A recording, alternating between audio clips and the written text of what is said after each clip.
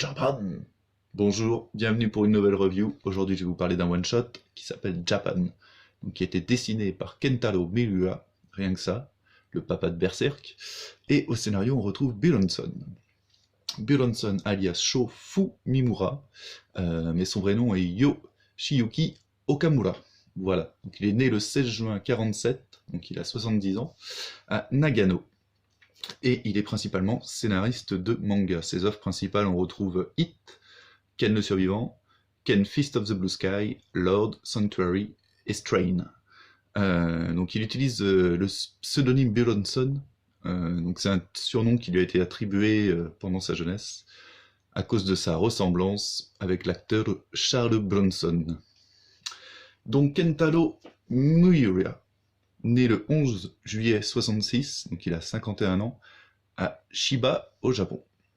Donc sa profession, c'est mangaka, donc il est dessinateur et scénariste de manga. Il est notamment connu pour être l'auteur de la série Berserk, la série médiévale fantastique, qu'il a commencé en 89, et qui est toujours en cours de parution. Donc en 2002, il a reçu, grâce à Berserk, le prix d'excellence du prix culturel d'Osamu Tezuka. Il a également collaboré avec le scénariste Björnson pour créer les 3 mangas Oro, Oroden et Japan.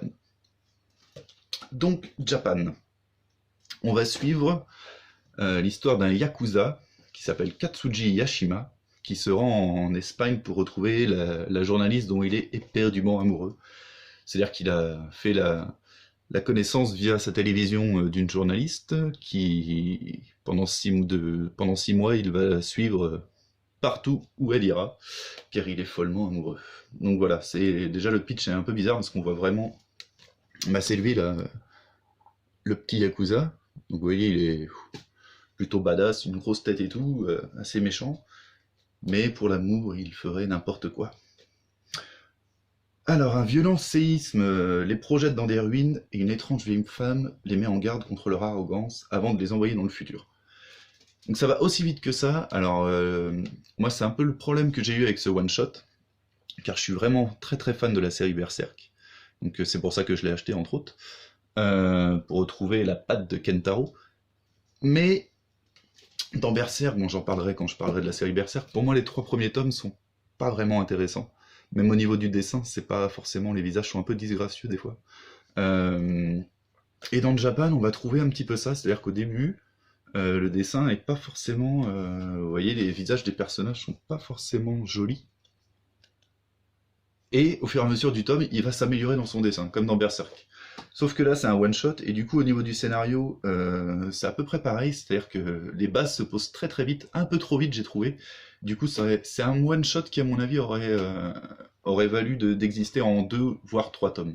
Je pense que ils auraient pu s'étaler un peu plus sur l'histoire, sur les points fondamentaux, et du coup, ça aurait été beaucoup plus intéressant. Il y a des passages qui passent en 2 pages, et du coup, c'est dommage, parce que contrairement à Berserk, où il prend le temps, où il pose bien les bases, là, moi, c'est un petit peu le côté négatif que j'aurais. Voilà.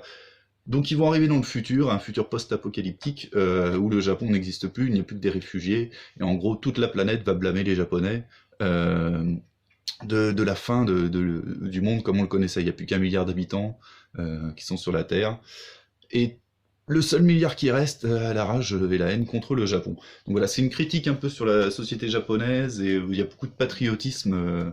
Je pense qu'un Japonais qui doit lire ça doit pas avoir le même ressenti que nous, forcément. Donc voilà, je vais pas trop vous spoiler l'histoire, là c'est la base. Après on va suivre donc ce Yakuza dans une aventure post-apo. Donc voilà, et la lutte pour la survie va commencer. Donc Japan, un petit one-shot. Alors pour les fans de Berserk qui connaissent pas, allez-y. Pour ceux qui connaissent pas Berserk, c'est pas forcément l'idéal, parce que voilà, je pense que en introduction, il vaut mieux directement commencer Berserk, qui est une œuvre tout bonnement exceptionnelle. Donc voilà, pour ceux qui connaissent Berserk, c'est un petit bonus en plus en attendant le prochain tome. Voilà, si vous n'avez pas lu et que vous connaissez Kentaro, vous pouvez apprécier ce petit one-shot.